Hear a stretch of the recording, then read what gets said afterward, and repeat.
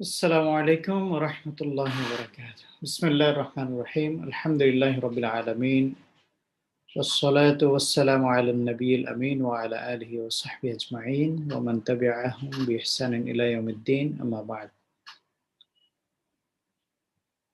Distinguished guests, my dear brothers and sisters, welcome back to our regular Thursday lecture of the Islamic Economics Association, Kuwait University. We would like to thank you very much for joining us today as well.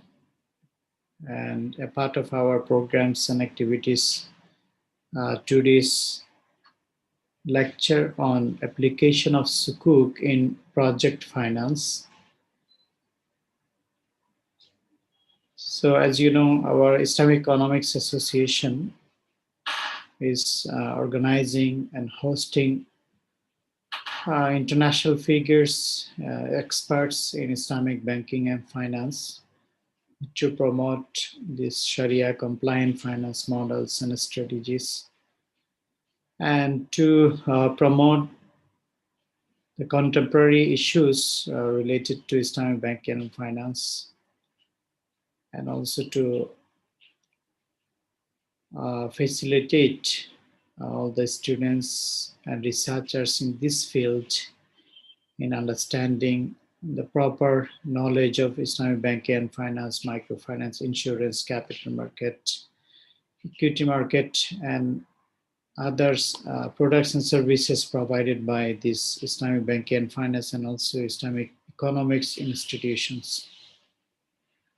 Alhamdulillah, today our lecture on application of Sukuk in project finance will be conducted by Dr. Salman Ahmed Shaikh, who is an expert. And currently, Dr. Salman is the project coordinator and editor at the Islamic Economics Project. And he's editorial advisory board member, Emerald International Journal of Islamic and Middle Eastern Finance and Management.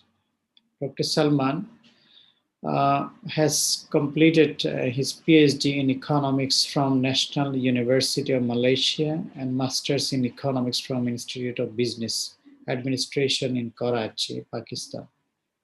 In Islamic economics and finance, he has published papers in SSCI, Scopus, and ERA index journals, along with chapters in books published by Web of Science and Science Publishers. Dr. Salman has presented papers, articles in conferences nationally and internationally. And he is the recipient of 2 Emerald Highly Commended Paper Awards. And he's also editorial advisory board member of Emerald Journal and SSCI Index Journal. Dr. Salman is also editor of Moral Reflections on Economics, which is a monthly periodical published by Islamic Economics Project. So this is an honor to have Dr. Salman Ahmed today to conduct this very important lecture on the application of Sukuk in project finance. So Dr. Salman, welcome.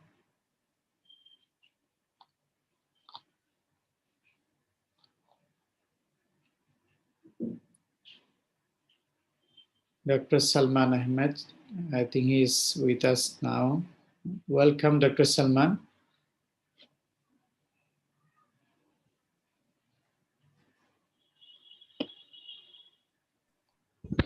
Assalamu alaikum. Assalamu alaikum wa rahmatullah. Welcome, doctor. How are you? Hope you are in good health. Yeah, alhamdulillah. Yeah, alhamdulillah. Very much thankful for inviting me again. And it's a very important topic to speak on about the application of Sukuk in project finance. Is it possible that you can share the slides? Somehow I am having a little bit okay, of sure. time to locate it in my PC. Yes, sure. I think it's visible now. Yes, it is visible. Can you make it full screen? Yes, Jazakallah. So our today's topic is about application of Sukuk in project finance. And when we talk about project finance, first of all, we need to understand that what do we mean by that, and what are the different kinds of institutions or organizations who might use the instrument of Sukuk to finance their different projects. And we are going to also talk about what is the economic function of Sukuk, what is this instrument about, and what are the economic benefits and economic potential of this instrument. And then we are also going to talk about the different Sukuk structures which can be used in different types of project financing needs. So when we talk about project finance, basically project finance is about uh, funding the needs for a particular project. The project could be having a commercial motive, the project could be having a dual motive, including both the commercial aspect as well as the social aspect. So sometimes the organizations who are corporations, they are looking for project finance for their commercial projects, and sometimes even the governments are also looking for project finance to fund their financing needs for different projects in the social sector of the economy.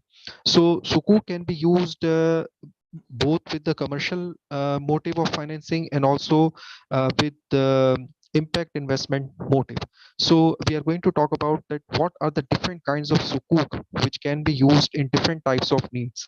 Now when we talk about the needs, first of all we need to have this understanding that whenever someone is looking to obtain finance, the finance obtained would have certain features. For instance, how much amount of financing is required and for how long the financing is required. So the maturity of the instrument and the amount of financing required are very crucial elements to be taken into account when we are structuring a particular financing instrument or arrangement. And then we also need to talk about that whether we want to access finance or mobilize finance from a broad segment of the population, or we are only looking to obtain finance from a few large institutions. So sometimes Sukuk is placed with the private financial institutions, and the large financial institutions would basically subscribe to the Sukuk, and funding would be generated. And sometimes the issuer or the institution, it could be corporation, it could be government, who is looking to generate finance, would like to access finance from a broad segment of population. In both these scenarios, the Sukuk price would be a very important factor to consider, and it would be very important to basically determine the appropriate Sukuk price. Because if we want a larger segment of the population to be providing finance, we would need to keep the Sukuk price to be at a reasonably lower level, just like stocks. So joint stock companies basically use stocks to obtain equity from a larger segment of the population. So they keep the par value of the stock at as low as $10 or rupees 10 or 10 ringgit or 10 real in different jurisdictions depending on the currency which is used. So the price of stock is kept at a very lower level if the objective is to obtain finance from a broader segment of the population. But if let's say the objective is to just obtain finance from a small but large financial institutions, then the sukuk price would not be kept at a very lower level. It would be kept at a very high level so that only the institutions with big financial muscles are able to basically participate in the public offering of the sukuk. So first of all, if we want to understand sukuk, we need to define it. We need to understand its intricacies, and then we are going to look at that how this instrument would serve different needs in different types of structures. So can we move to the next slide? So what I've talked about are just the you can say some features of project financing and how Sukuk can chip in. Now, if we want to formally define what is Sukuk, Sukuk can be defined as a financial security. So it's basically a financial instrument. At the end of the day, it's a financial instrument. It's a financial security, and it is used by the issuer who is issuing the Sukuk uh, in order to obtain asset-backed financing from the financial markets. Now we know that if we want to obtain finance, there are two routes. One route is that we go to the financial market. The other route is to go to the financial institutions. So there is direct financing when we are trying to obtain finance from financial institutions like banks, and there is indirect financing when we try to use the financial markets to source our needed funds. So, Sukuk is an instrument where we are using the indirect finance. We are using the financial markets to obtain financing.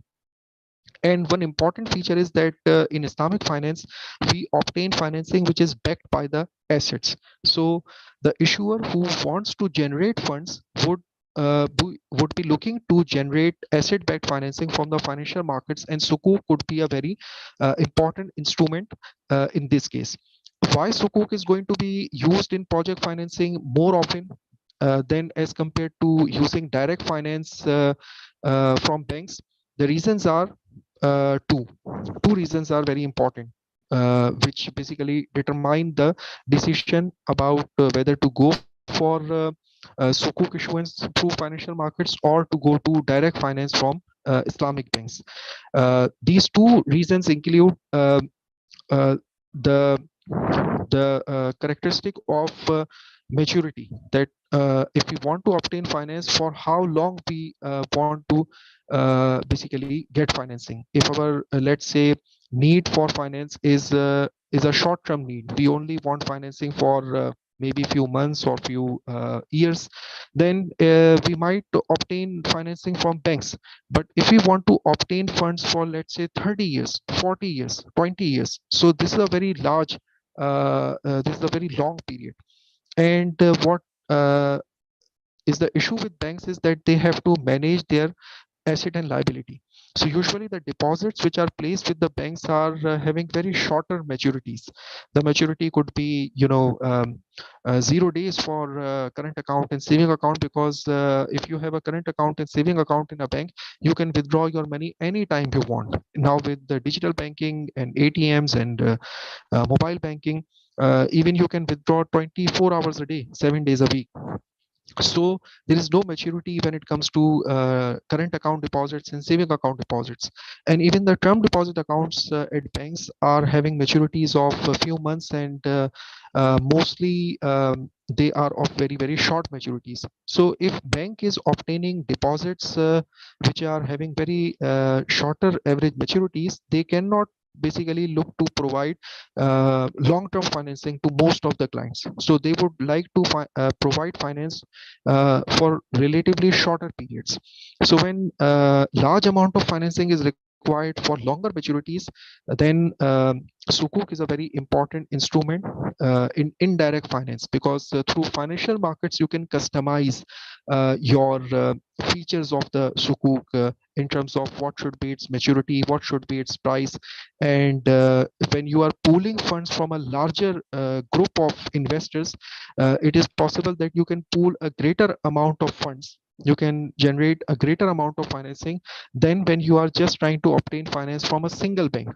Sometimes banks have prudential requirements that they cannot finance more than a particular percentage of their capital to a certain industry, to a certain institution. So they have to follow these requirements. So they would not like to banks would not like to place large amount of funds with single institution on a long term basis. So in that case, when project finance is needed on long term basis, large amount of funds are needed. So instead of approaching a single bank, banks can use the instrument of Sukuk. The issuer can use the instrument of Sukuk to basically mobilize funds. Now sometimes the financial need is such that it can be fulfilled through private placement with certain financial institutions, in that case the sukuk would not be issued in a way that the broader segment of the population is also invited to subscribe to the sukuk.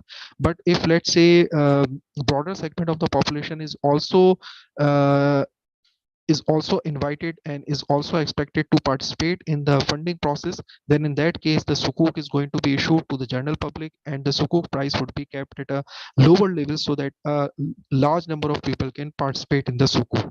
So sukuk is a financial security which is employed by the issuer who is needing finance, and this instrument is backed up by assets, and it is a way to source finance from the financial markets. Now, how do investors participate in sukuk? They purchase the sukuk securities, which are issued by a special purpose vehicle, uh, which is a remote entity, which is a entity which is only established to basically execute this transaction. So the issuer would not issue the sukuk in its own name. It would basically establish a separate institution which is known as a special purpose vehicle, and this special purpose vehicle would issue the sukuk to the investors. Investors would purchase the sukuk securities, they would pay the sukuk price, and this price accumulated at the end of the SPV would generate funds from the sukuk issuance. Now SPV basically is going to use these proceeds of the sukuk to finance, to provide asset-backed financing to the issuer. So investors purchase sukuk securities by virtue of which they become the joint owners of the assets that underlie the sukuk structure. The returns earned on the sukuk are passed on to the investors. So when asset-backed financing is provided by the SPV to the issuer, then the returns which are that are generated from these asset-backed financing contracts between SPV and issuer, these returns are going to be passed on to the investors. So sukuk is what? Sukuk is basically a substitute of a interest based coupon paying bond. So we know that coupon paying bonds in the conventional finance are not Islamic because of the element of riba. So we want to avoid riba, and we also want to basically have a alternative of coupon paying bonds. So coupon paying bonds are useful for generating large amount of financing for longer maturities. So instead, in Islamic finance, the substitute is sukuk. Sukuk is a way to obtain large amount of financing for longer maturities, and the structure basically includes three entities. In all the structures that we are going to discuss very briefly now, uh, in later slides, we are going to see that there are three institutions or three entities in all the sukuk structure. One is known as the originator, who is the issuer who needs finance. The other is SPV, which is basically providing intermediation between originator and the investors. And the third entity is the investors or the sukuk holders. Now, if we look at the formal definition, which is given by AOP says that sukuk is what? It's a certificate of equal value representing undivided share in the ownership of tangible assets, use of products and services, or in the ownership of the assets of particular projects or a special investment activity.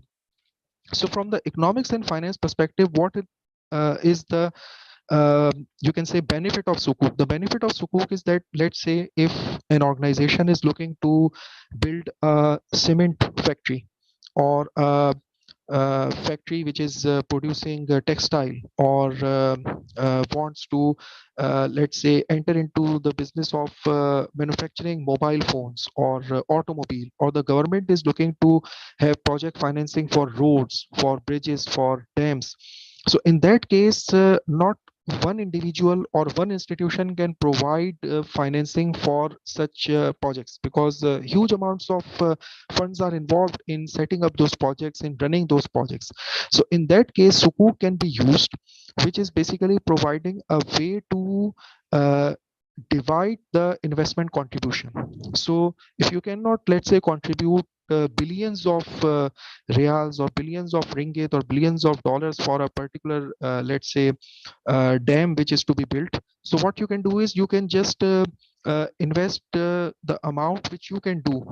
And let's say if the sukuk price is kept at 10 real or 1000 real, then it is possible that individuals are also able to participate in the mobilization of funds for the projects which are going to be funded only when these large amount of funds are available.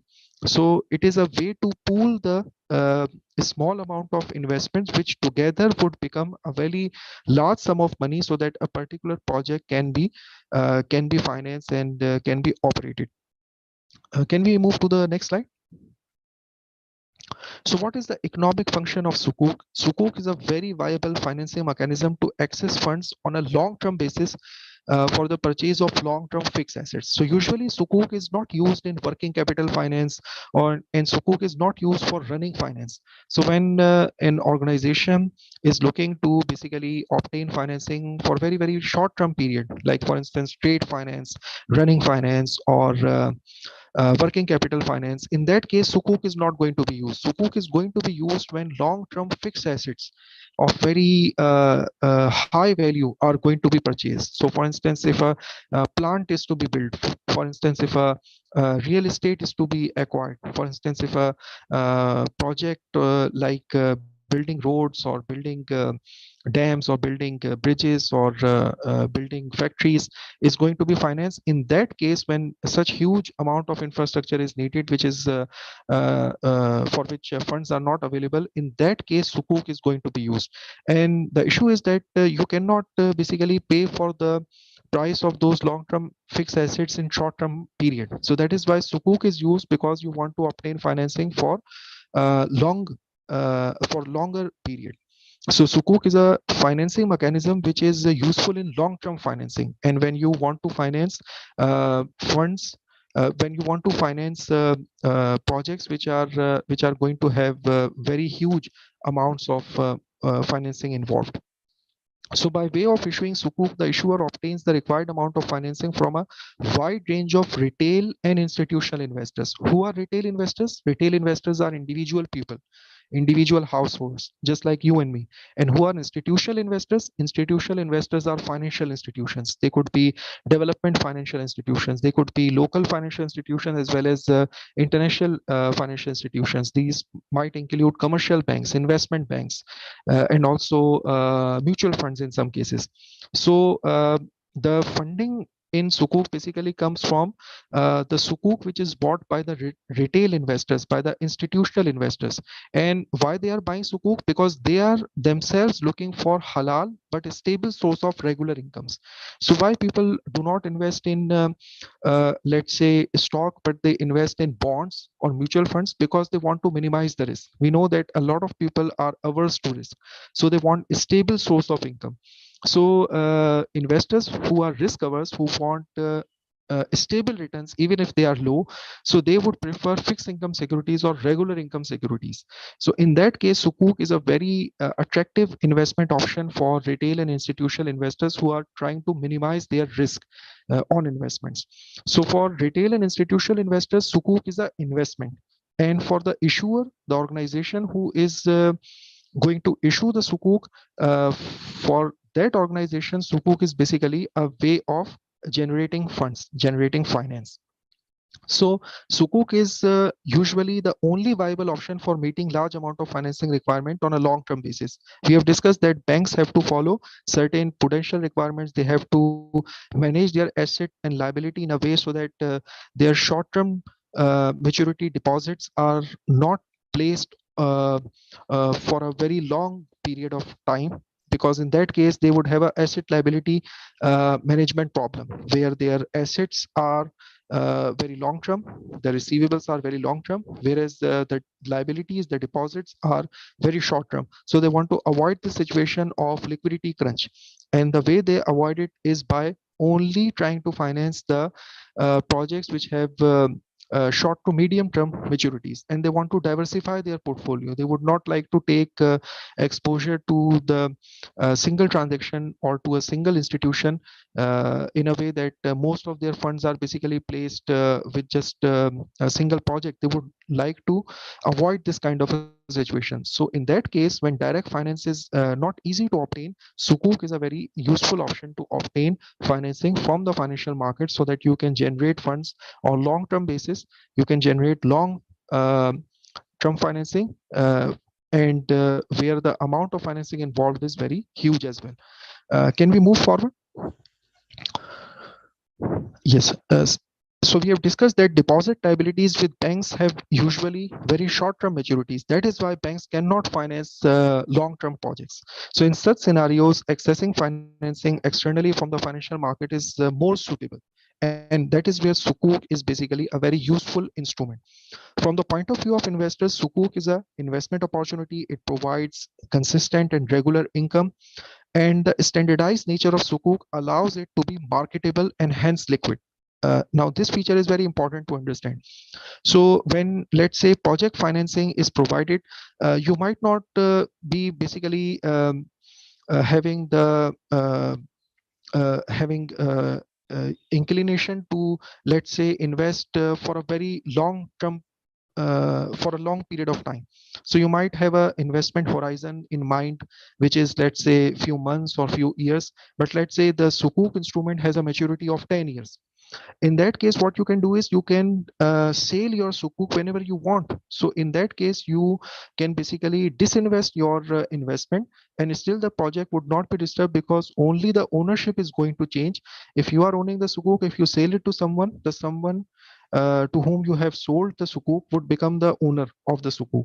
So the project would not be disrupted, and you would also have the opportunity to disinvest whenever you like. So you would not have this compulsion that you have to keep yourself invested with Sukuk. If the Sukuk instrument is standardized, if it is traded in the secondary market, if it is liquid enough, and if it has a price at which you can buy enough buyers, then what is going to happen? You can easily sell your Sukuk in the secondary market, and you can liquidate your investment, just like we can liquidate our investment in stocks. So for that, it is important that the Sukuk price is such that it is attractive enough to basically create demand from broader segment of the population, so that the instrument remains liquid.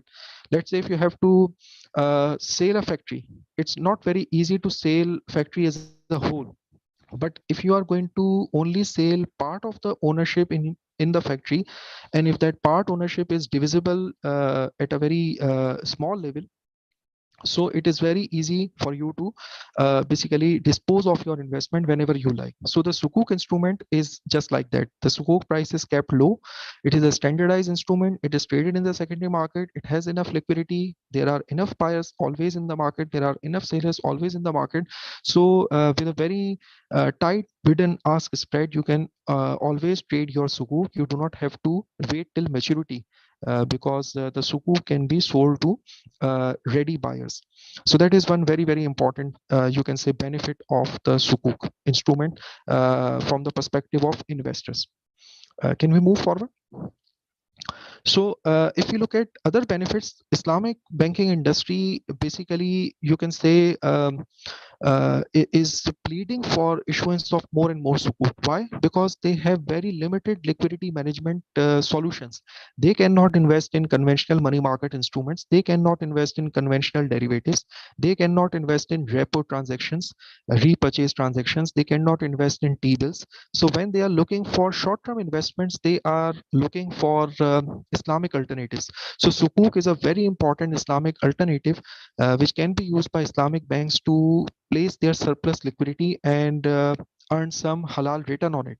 Because if they do not have such investment options, then what will happen? They would have idle funds remaining, and on which they are not going to be earning any returns, and in that case they would not be able to pay competitive returns to their depositors. So Islamic banks always are on the lookout of more and more sukuk which are issued in the market. And we see that most of the time when sukuk is issued in any market, in GCC market, in East Asia or in South Asia, many of the times we see that sukuk is oversubscribed, meaning that there is a lot of demand for sukuk in the financial market, especially from the Islamic banks and also Islamic mutual funds. Now, Sukuk also has a very important, you can say, role to play in development finance. When governments are looking to finance projects like building schools, building hospitals, building public goods, public infrastructure, roads, transport, uh, communication system, communication infrastructure. So all of these different kinds of development projects can be financed through Sukuk. These projects require huge sums of money, and these projects would take a lot of time to build and operate. So in that scenario, accessing finance from banks is not a very you can say conducive option. It's not easy to obtain finance on long term basis for such projects. So in that case, Sukuk can be used. So in public finance, in development finance, Sukuk also has a very important role to play. Now, can we move to the next slide? So now we are going to focus our discussion on different Sukuk structures. With examples, I think it will be very easier to follow. Some of you might be still just trying to figure out that what are the different institutions involved in the Sukuk structure, and what is their role, and how the structure is built, and how basically it is catering to the needs of each and every you can say entity in the Sukuk structure. So with practical example and with flow chart, I think it will be easier to basically explain the Sukuk structures. So can we move to the slide where Ijara Sukuk diagram is shown? I think it will be easier to explain through diagram. Yes. So this is the Ijara Sukuk structure diagram. Now this diagram has been explained in the previous 2 to 3 slides, which I have skipped, but I will be explaining that through this diagram. So you will have the slides after the session as well, and you can look into the details. But all the details in the previous 2 to 3 slides are basically reflected in this diagram. So in this one diagram, you can understand the most important Sukuk structure which is used globally. It is called the Ijara Sukuk structure. Now, Ijara Sukuk structure is very much like a sale and leaseback kind of a transaction in conventional finance. What is sale and leaseback kind of a transaction? Sale and leaseback means that if let's say you are an organization, you have a balance sheet problem. The balance sheet problem is that you are having very little amount of current assets and very huge amount of fixed assets. So you are facing this problem that you do not have cash, but you have fixed assets, you have equipment, you have infrastructure, you have building property.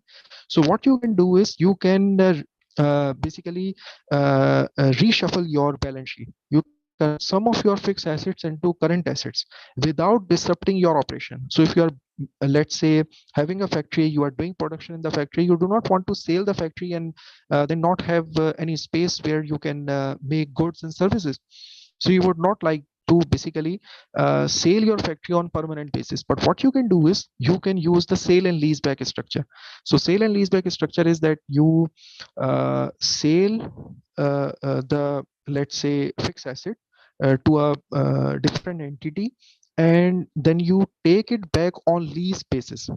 So if let's say you are having a factory in ownership, you sell the factory to some other let's say party, and you will be able to generate the funds, you will get the sale price, but you still want to use the factory premises, you still want to use that asset.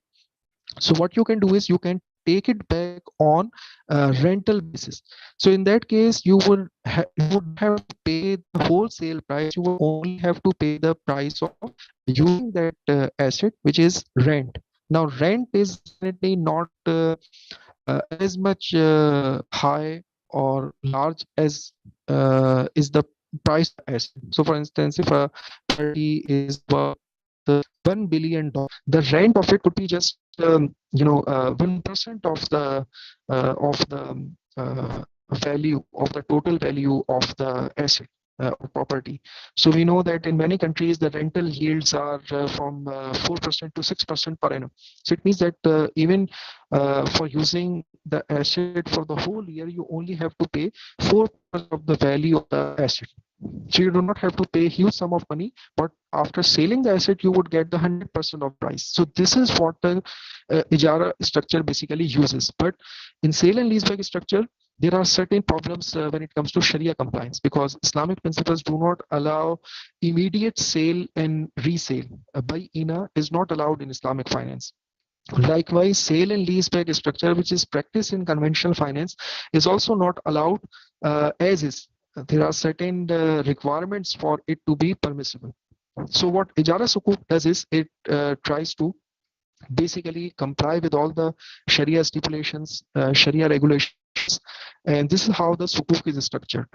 Now, first of all, to understand this structure, understand this thing first, that we have originator, who is basically an organization requiring funds. So originator is the one who requires financing, long-term financing and for longer maturity. Now, originator would play different role in this structure at different stages. And the second entity that we have in this structure is the SPV. SPV is a special purpose vehicle. It's a corporation which is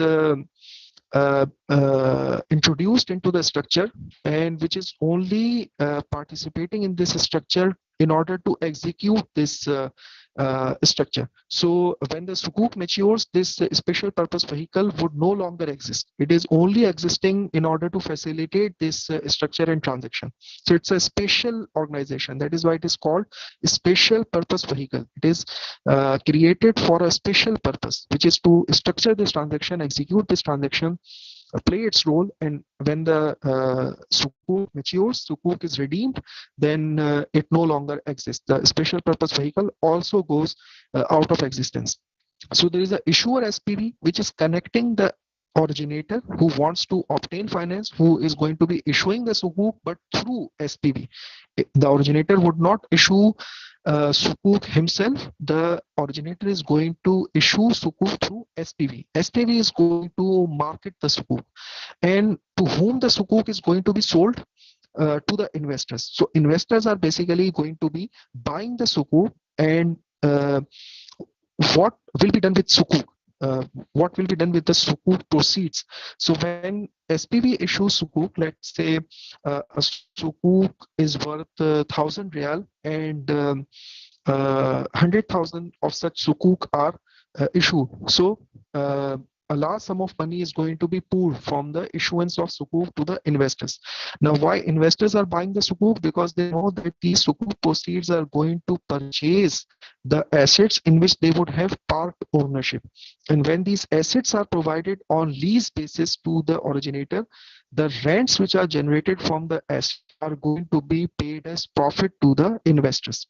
So we are going to see how this works. First of all, in first step, what is going to happen? Originator would sell some of his assets in ownership. It might be, let's say, a particular factory premise or a particular piece of land. So the originator is going to sell the asset to the SPV. Now SPV is buying the asset, but from where to pay the price? Now what SPV is going to do? SPV is going to issue sukuk to the investors. Investors are going to buy the sukuk, and they will pay the price of sukuk to the SPV. Now SPV has obtained price of sukuk by issuing the sukuk to the investors. Now SPV has funds. Now these funds are going to be used by SPV to pay the price of the asset which it has bought from the originator. So in the first leg of the transaction, what has happened? Originator has sold the asset to the SPV. SPV has issued sukuk to the investors. Investors have bought the sukuk from the SPV and paid the sukuk price to the SPV.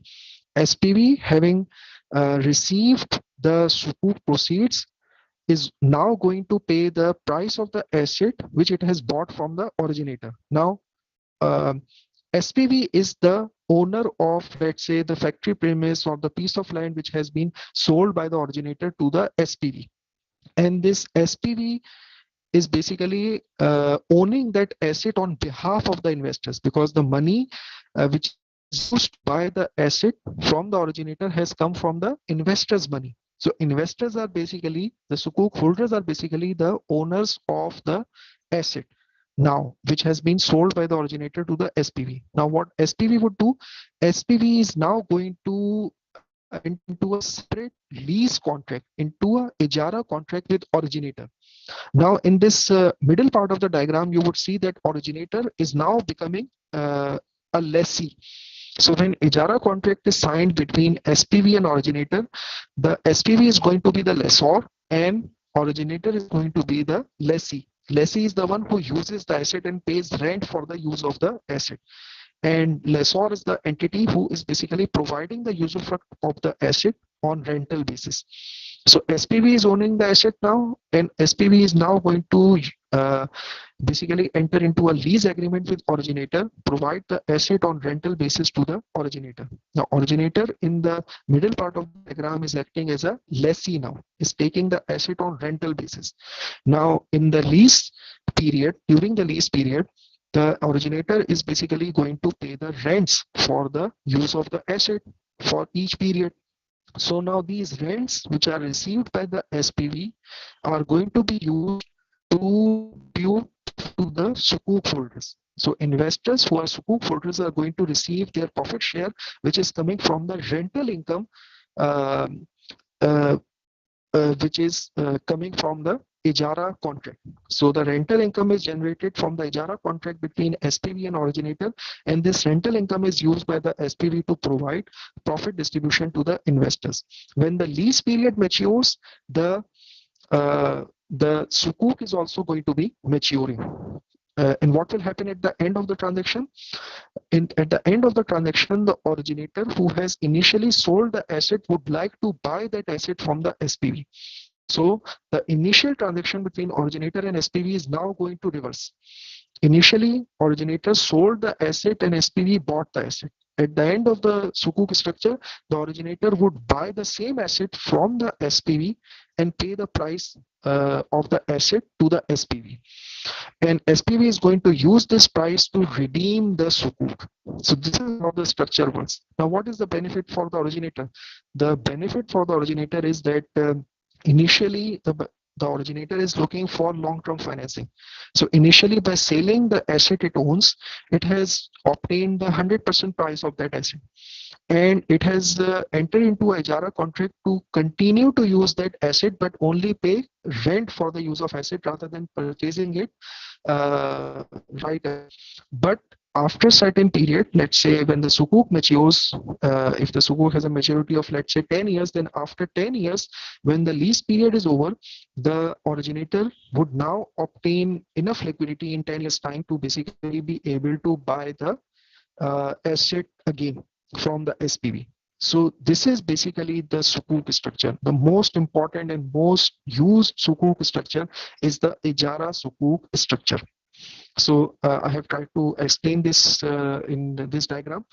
Now we can go to look another structure, which is a hybrid structure. It is a istisna sukuk, which is also using the Ijara contract. So that is why it is sometimes called hybrid sukuk. It uses istisna contract and it also uses the Ijara contract. That is why sometimes it is known as istisna sukuk or a hybrid sukuk, which is using both istisna contract and Ijara contract. So again, if we can go to the diagram, I think it will be easier to explain through the diagram. If we go to the, yes, this is the slide where istisna sukuk is basically explained. Now, what happens in Ijara sukuk is that you need to have a ready asset with the originator for the Ijara sukuk to work. If let's say the originator does not have the asset right now, it has to be built first. It has to be built first. So for instance, let's say there is no factory which can be sold by the originator to the SPV to obtain finance. The factory is to be built first. The building is to be built first. So if that is the case, that the asset is not ready at the moment, and the asset has to be manufactured and built first. So in that case, what can happen is that we can have istisna contract at the beginning of the transaction, so that there is financing available to build that asset first. And when the asset is built, then the Ijara contract can be done, and the structure would follow the same steps as we have discussed in the Ijara Sukuk. So what is the utility of Istisna Sukuk? It is utilized when the asset is not yet ready. It has to be built first. So what will happen? in this structure again, we would have three parties. One is the originator, the other party is the sukuk holder, and the connecting party is the SPV, is a special purpose vehicle. So first of all, the originator wants to build some asset, wants to build a factory, wants to build a plant, wants to, let's say, build a warehouse. So there is a particular requirement of funds uh, for building some asset. That's the project that you want to basically build factory or build plant or build dams or whatever. So there is a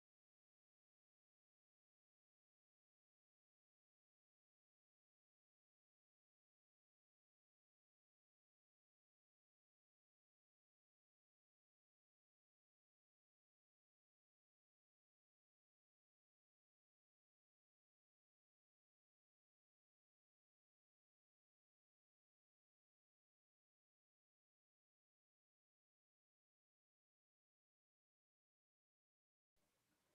building some asset. So Assalamu alaikum. Dr. Salman, join again. I think he has been disconnected and he's joining again, inshallah.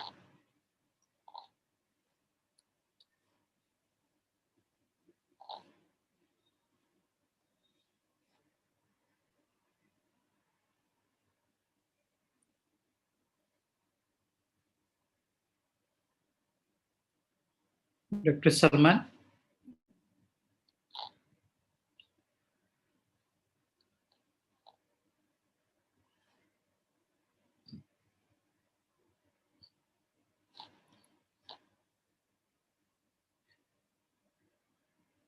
We cannot hear you, Dr. Salman.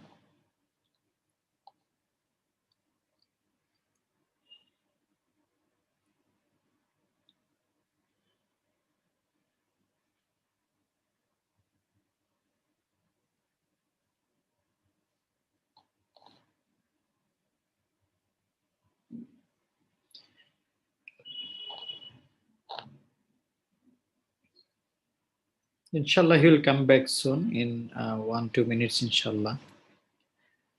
He's trying to fix the problem. We just wait for him for 1-2 minutes, inshallah. Dr. Salman, you already joined again, but we cannot hear your voice.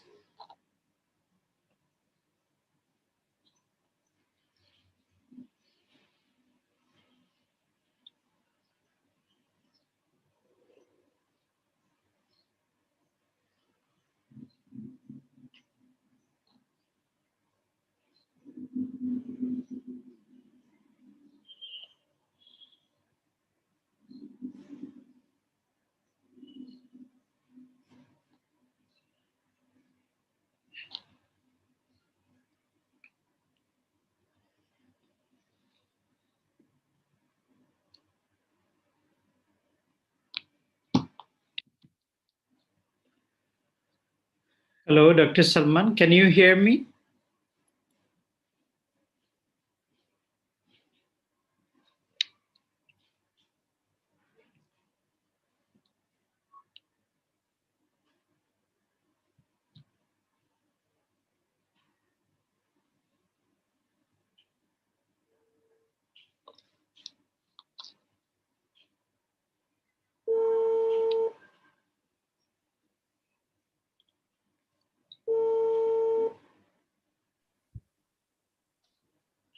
hello, can you hear me?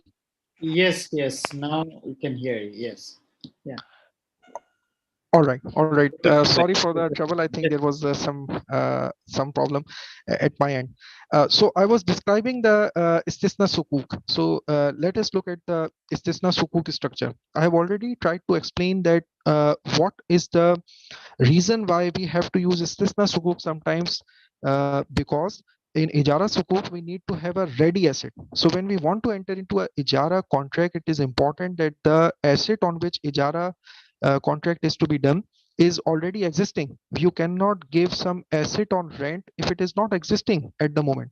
So asset has to exist first.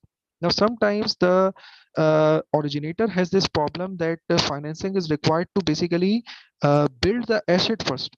So the asset is not yet existing. It has to be built first. And to build that asset, financing is required. So in that case, istisna contract is used first to make the asset first, build the asset first. And when the asset comes into existence, then ijara contract can be done. So this is the essence of istisna contract, that it facilitates the financing of building the asset and to make it existing. And then if the asset is existing after some period of time when it has been built, then ijara contract can be done, and the steps of ijara sukuk are going to be followed in the istisna sukuk in the later stages as well. So how this contract or how this structure would start? The originator is the one who is requiring financing to build the asset, to make a certain project. So originator would become a contractor to build the asset, and this asset is going to be owned by the sukuk holders. How? The SPV is going to issue the sukuk to the sukuk holders. Sukuk holders are going to pay the price of the sukuk, and this price is going to be paid by the SPV to the originator to build the asset. Now, this price in istisna contract can be paid flexibly. The contract can have this provision that this price has to be paid at the very beginning. All the price has to be paid in one go in at the very beginning, or it can be structured like that, that the price is going to be paid in different installments in different phases. So both can be done, but usually in istisna sukuk the originator wants to have financing immediately, because financing is needed to build the asset first.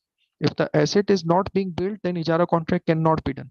So usually what will happen is that the SPV is going to pay the sukuk proceeds to the originator right away, or pay it in installments. But it would be paid in the very initial, you can say, stages of the transaction, so that the asset is built by the originator from the money it is receiving from the SPV.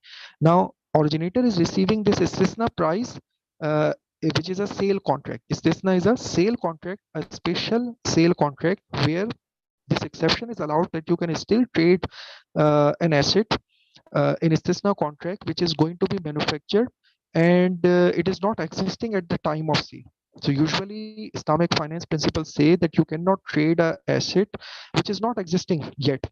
So you have to have the asset in existence first. But in istisna, this exception is allowed that if, let's say, the asset is of the nature that it has to be built first, because you cannot have a customized showroom where you are, let's say, building roads and dams, and after building them you are going to be selling them.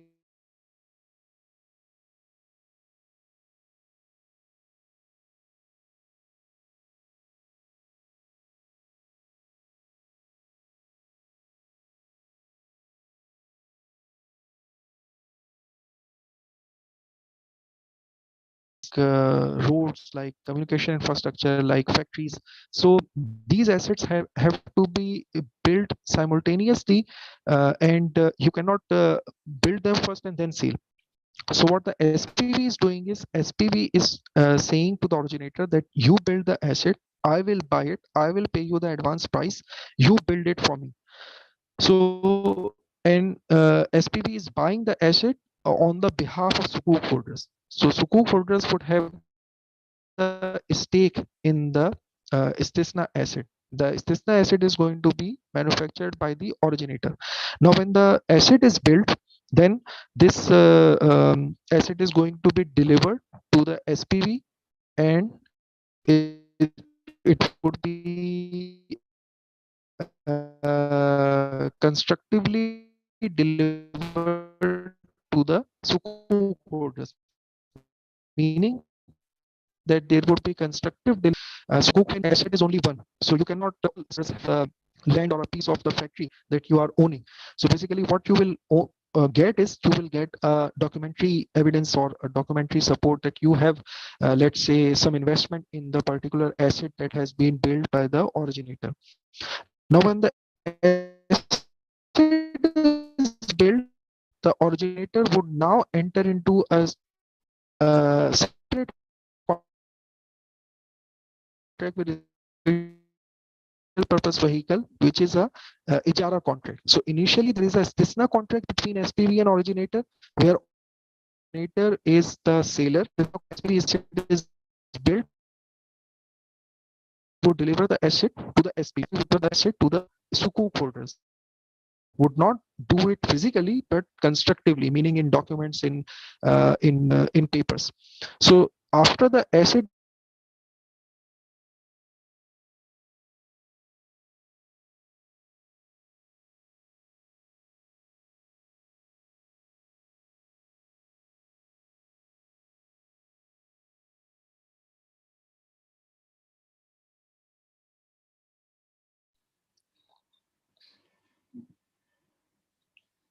Dr. Salman, your voice is not clear, and now we cannot hear your voice at all.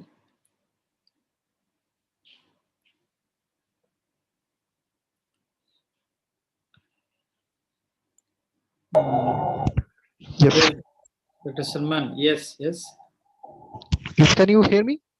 yes. Now it's okay. Now, okay. All right, all right. I think there was some connection issue. So the ijara contract would be between originator and special purpose vehicle, and after that the steps would be same as in ijara sukuk. So in ijara sukuk, first of all, there is a ijara contract between special purpose vehicle and originator, in which a special purpose vehicle is basically providing the usufruct of the asset to the originator,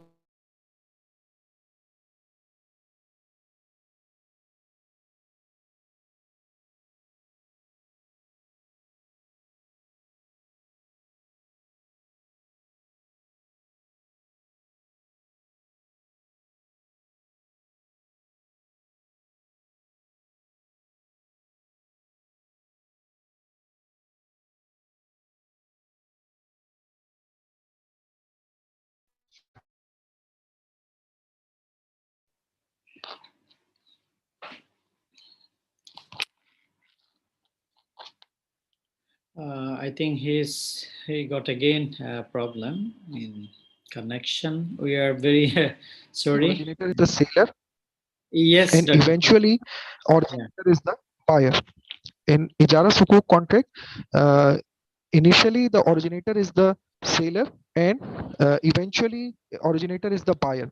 Same would happen in istisna sukuk. In istisna sukuk as well, originator would be basically providing the asset after making it to the SPV, and then SPV would be the owner of the asset, and eventually originator is going to buy back the asset uh, from the SPV. So what originator is getting from this transaction is that it is obtaining finance to basically build a particular project, build a set of assets which it has to use, and then eventually it is buying back the assets after it has generated enough liquidity and revenues from the use of the assets. So this is the Cisna structure. Now we can move on to discuss another very useful structure, which is Wakala Sukuk. Yes, Wakala Sukuk. Now this Wakala Sukuk structure is basically a contract investment agency is involved. So it might be that you want to use Sukuk as a way to finance, build, operate, and transfer kind of projects.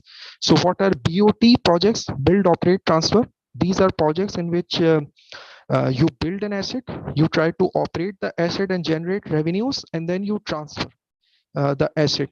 So these are very important, uh, you can say, projects which are useful in bringing efficiency into the projects, which are useful to bring transparency in the projects.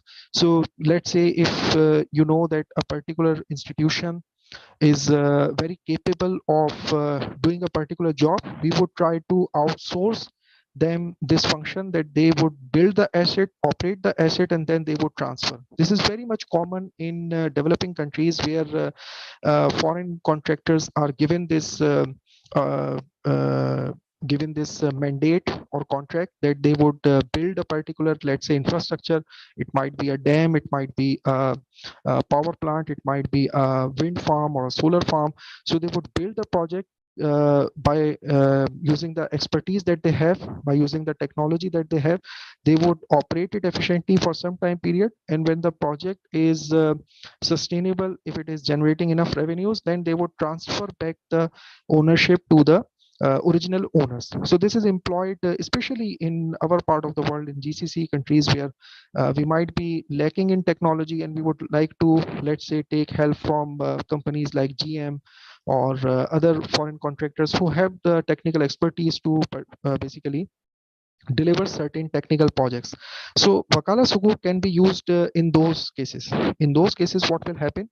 Originator would be, let's say, having a particular project, and if, let's say, it is finding that it is not able to, let's say, operate that project in a very efficient way.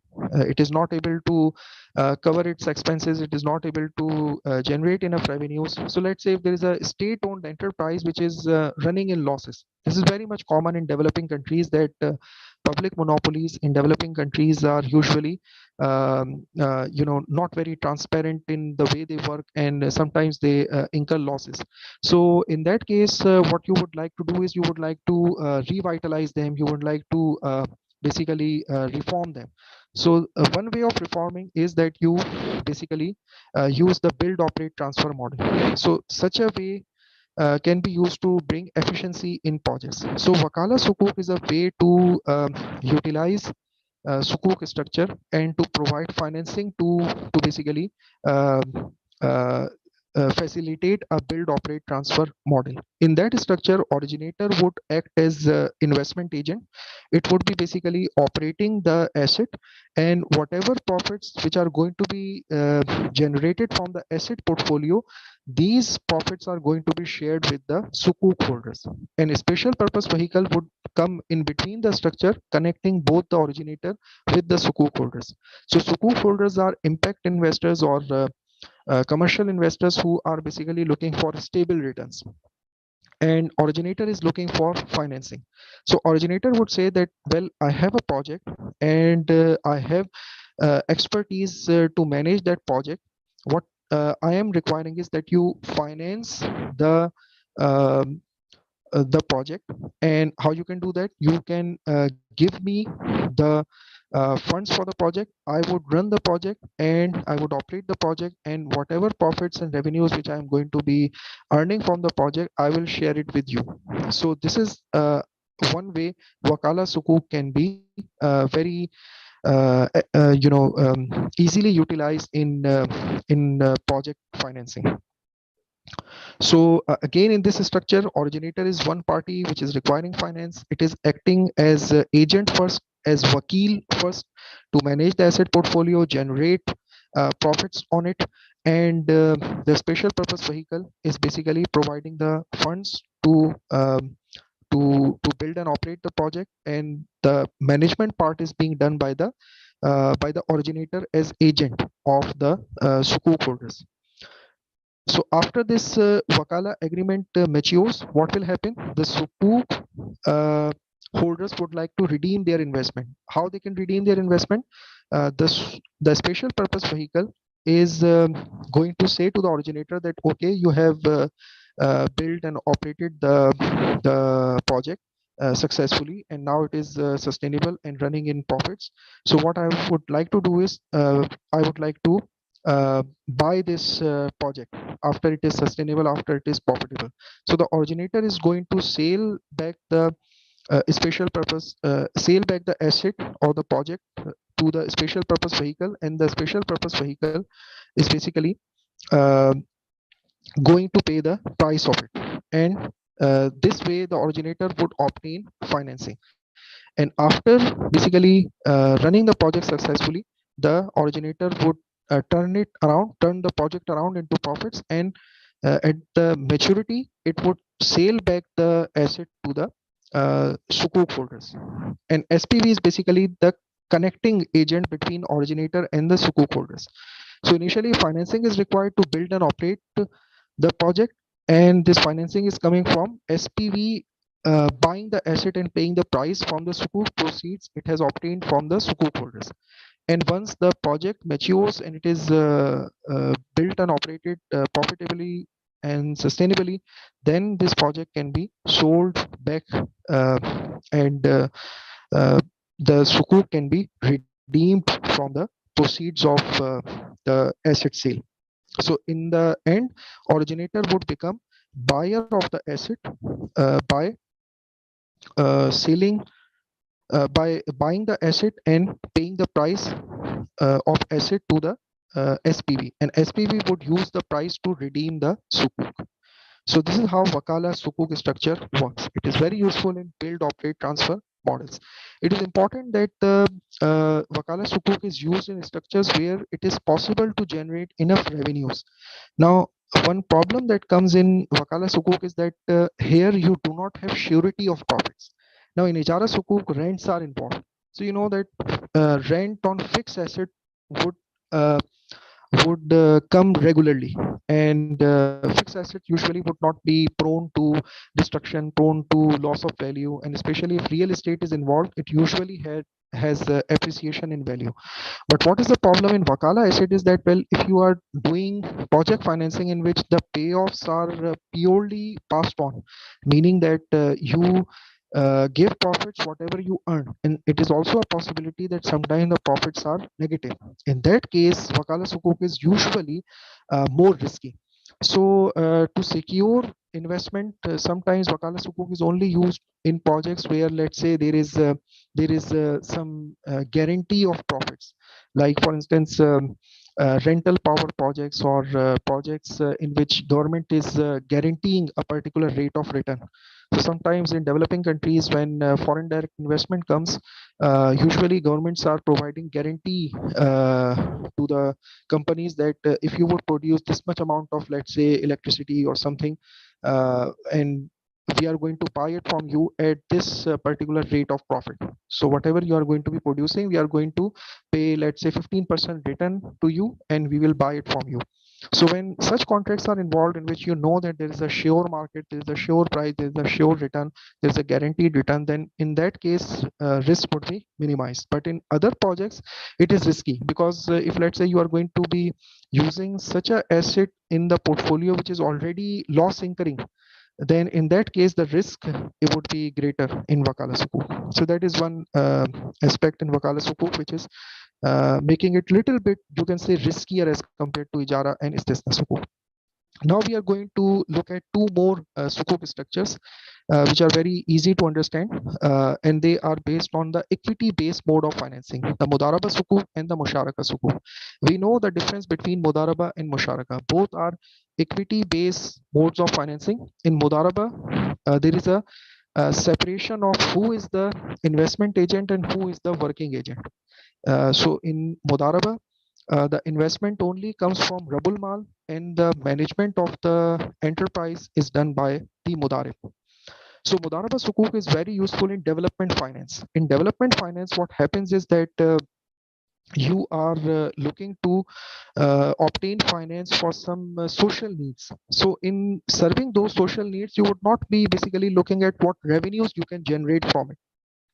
So when you are building a cancer hospital, or building educational institution where you are providing free education or free health services, in that case you are not going to be generating revenues from it. So these development sector projects are such projects in which the commercial motive is not involved.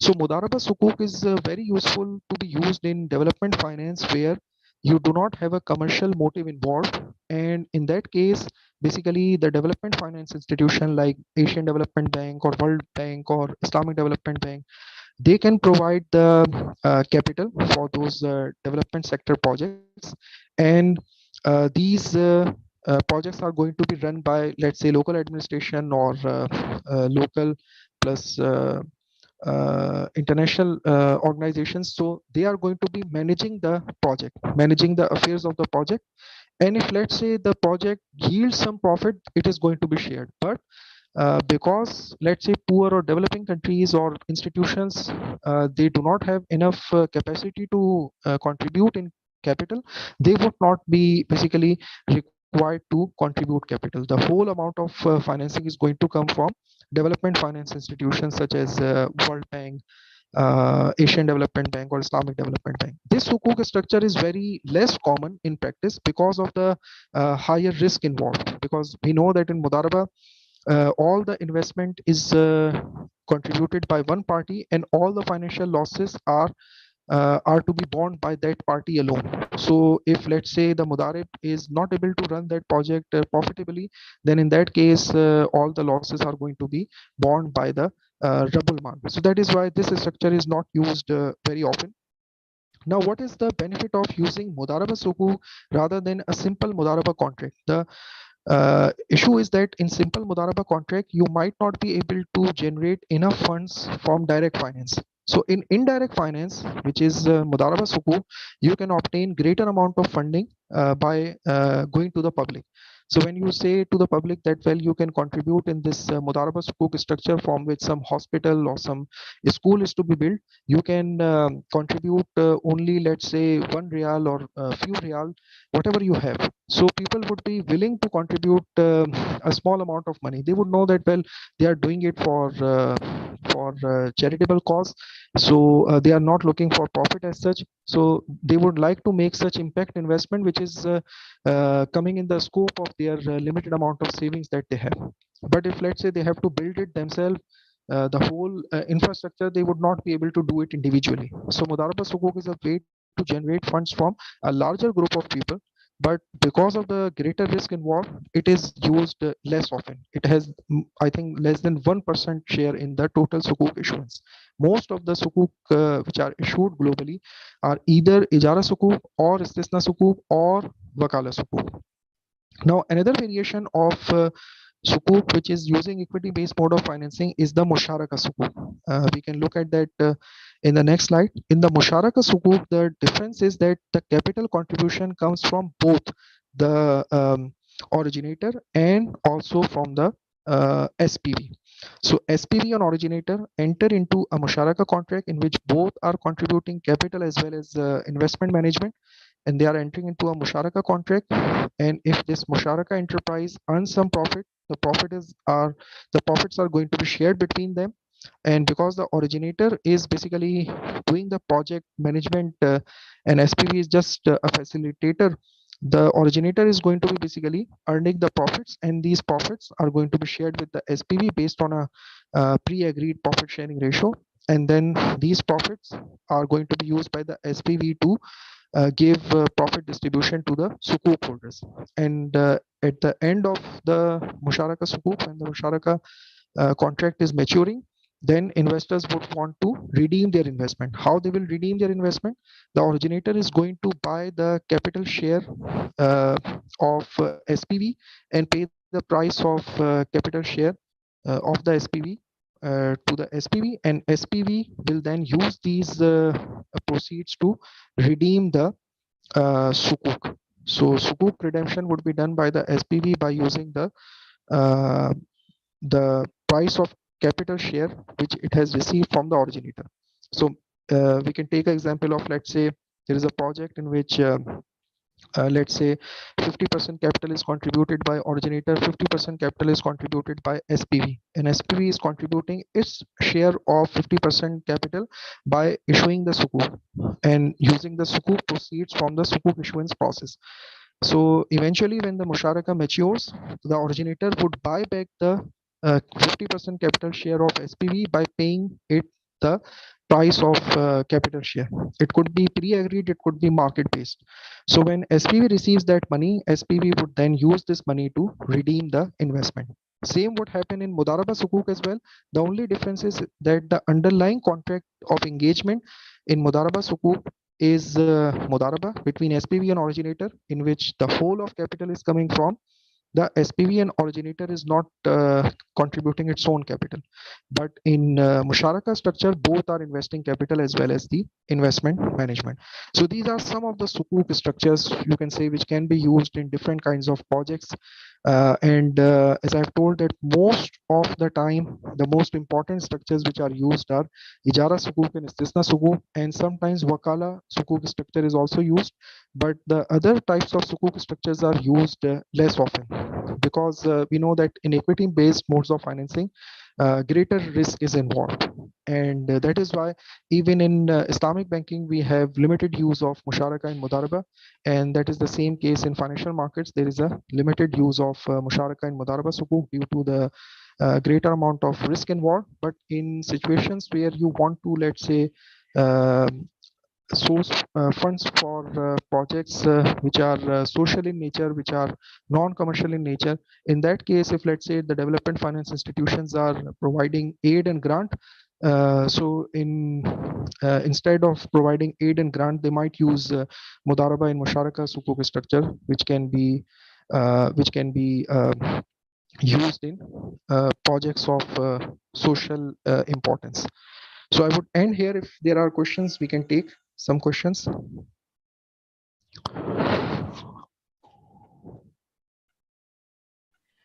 Okay, Doctor, thank you very much for this wonderful session. Now we can open the floor for questions or any comments. So, oh, there is a long question from Rida. Say, thank you for sharing. I have some questions. First, is there any sukuk that when default or failed? Let's say if the temporal lessor could not pay any payment, proceed to the sukuk holders.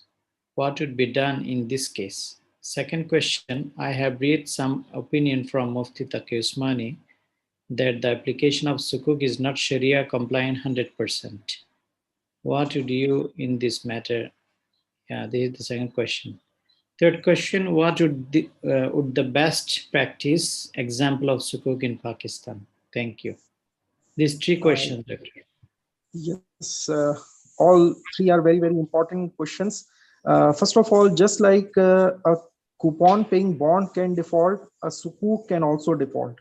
A sukuk can also default if, let's say, the originator is not able to pay the rent as per the Ijara contract in the Sukuk structure, in the Ijara Sukuk structure, then a non-payment or late payment of rent would be considered as the Sukuk not able to basically provide regular and periodic returns to the Sukuk holders when they have to pay it.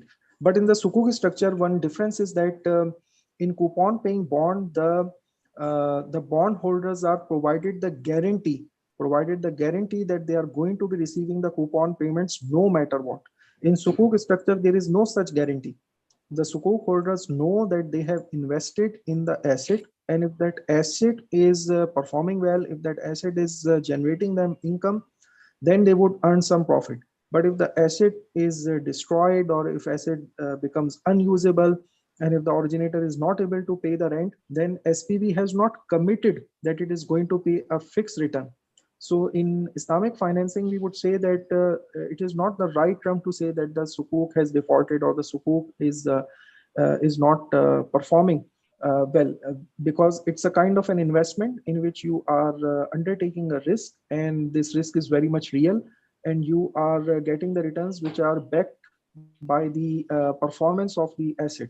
If the asset does not yield enough returns or regular returns, or if asset becomes destroyed, it is the risk of the sukuk holders. But usually there would be certain provisions and certain, you can say, features in the contract which would secure the investment of sukuk holders. For instance, SPV is basically there just for this purpose. The trustee is also involved in the sukuk structure just for this purpose, in order to safeguard the interest of the sukuk holders. So usually it would not happen that the originator is not able to make regular payments. It would do that. Sometimes what happens in Musharaka and Mudaraba Sukuk is that you do not know exactly what amount of profit will be earned. So in that case, what the originator does is it gives expected profit, advance profit based on expectation. And when the final accounts are obtained, when the final accounts are ready, then this profit payment, which has already been made based on some expectation, it is going to be adjusted. It is going to be adjusted. This also comes in istisna sukuk structure, because in istisna sukuk structure, the sukuk holders have already provided financing to build the asset to the originator. But would they be waiting till the asset is built and when the ijara contract is signed to receive the profit from the rents of the ijara contract? No, they would be basically looking to get return on investment right away. So what can be done? They cannot be paid profit share because there is no ijara agreement in the beginning in istisna contract, in istisna sukuk. So what will happen is that they would be provided with some advance profit, expected profit, and this profit is going to be adjusted when the actual amount of income that is earned on the asset is known. So this is how the commercial displacement is, which is that you would not like the return on sukuk to be too much deviating from the coupon paying bond. This commercial displacement risk is managed by using different features in the contract which safeguard the interest of the sukuk holders. So this would be my little take on the first question. The second question is about the Sharia compliance of Yes. certain sukuk structures. Yes. Yeah. Yes. Yes. Yes, you are right that in some cases there is some, you can say, difference of opinion that whether we can have certain sukuk structures or not. For instance, we know that buyback transaction is considered as permissible in some jurisdictions, like in Malaysia, it is considered as permissible, but in countries like Pakistan, in South Asia, it is not considered permissible. So when, let's say, such contracts are used which are not having a universal consensus, so if the sukuk is using certain underlying structures which are not having universal consensus, in that case some controversy arises. Another controversy arises in sukuk is that asset light structures are used. So in Ijara Sukuk, what we have seen is that initially the originator, who is, let's say, owning a factory, is selling the factory to the SPV. And then SPV, after having bought the asset, is going to provide that same asset to the originator on rental basis, on lease basis. Now, for SPV to provide that asset on lease basis, it is important that SPV has bought the asset. Now, what happens in sovereign sukuk, which are issued by the government, is that there is no asset sale involved. There is absolutely no asset sale involved. So the originator is not selling the asset to the SPV, and SPV has not bought the asset from the originator, and still an ijara contract is done between originator and SPV. So these are asset light structures. These asset light structures are used instead of asset backed structures in order to avoid the complications of registration, asset transfer charges, taxes. So all these documentary charges or documentary complexities are avoided by not changing the ownership. Now the Sharia scholars, some Sharia scholars say that in Islamic finance, when we are going to look at the authenticity of the transaction, it would not depend on certain documents. It would depend on intention. So if, let's say, the ownership in the document is with the originator, but the originator and SPV has entered into a contract in which they suppose or they perceive or they agree that they have done this transaction, even if the documents say otherwise, the sale would be considered as executed from the Sharia compliance point of view. So if, let's say, I have bought a house or I have bought a car, the sale would be considered as executed when both parties are consenting. It would not depend on when the documents would reflect it, when the documents would actually reflect and who they will be reflecting as the true owner. So sometimes these kinds of controversies are appearing from time to time. And sometimes what happens is that one Sharia board says that a particular structure is Sharia compliant, and another board says that it is not Sharia compliant. This happened with the Dana gas sukuk. in Dana Gas Sukuk, what happened was that some Sharia scholars were of the opinion that the structure is not Sharia compliant. So that basically creates confusion in the minds of investors, because they are investing after having done some financial risk analysis, but they do not know much about Sharia compliance risk.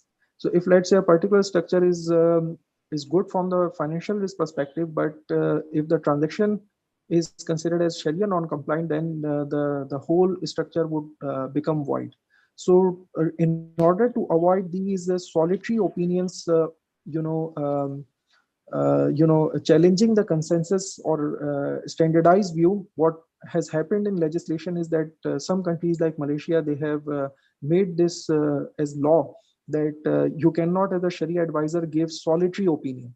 You cannot go against the Sharia board verdict. You cannot just say that you challenge the unanimous view or the standardized view.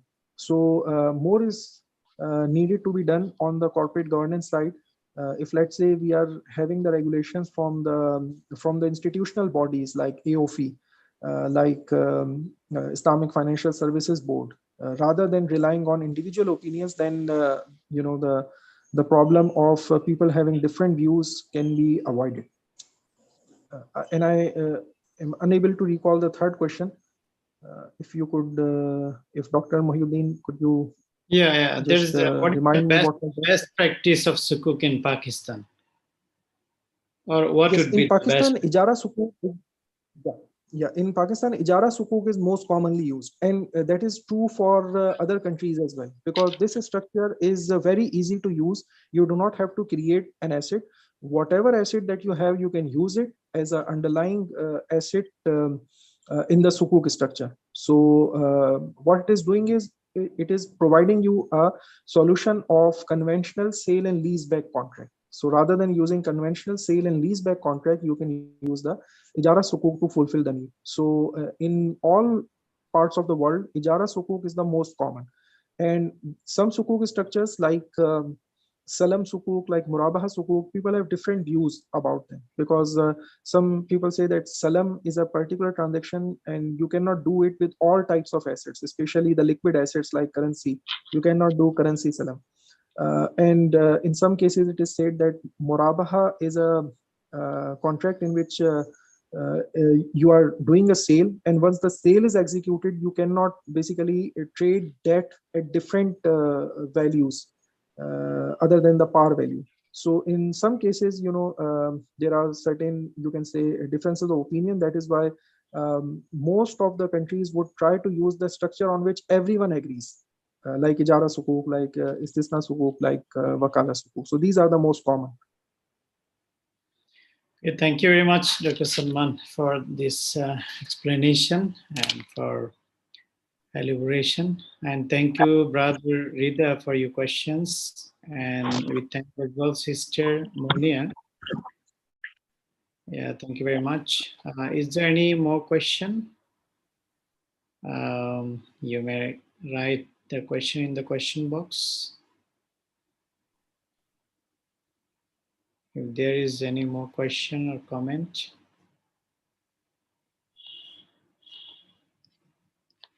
Anyway, thank you very much. Thank you all. Thank you, guests, online guests from around the world who join us in this session. And our special thanks to Dr. Salman Ahmed Shaikh for your effort and for providing this exemplary and an exceptional and excellent presentation on application of Sukuk in project finance. And we believe that all the guests benefited from this lecture, alhamdulillah. So thank you very much, Dr. Salman, and we will see you inshallah next month again. We will invite you for another session. So on behalf of our Islamic Economic Association, we thank you very much, and may Allah bless you, may Allah reward you, Dr. Salman.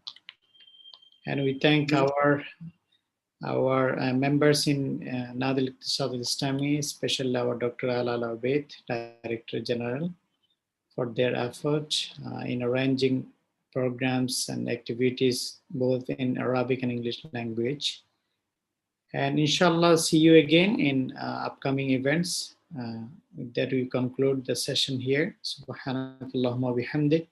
Ashhadu an la ilaha illa ant astaghfiruka wa atubu ilaik. Assalamu alaikum wa rahmatullahi wa barakatuh.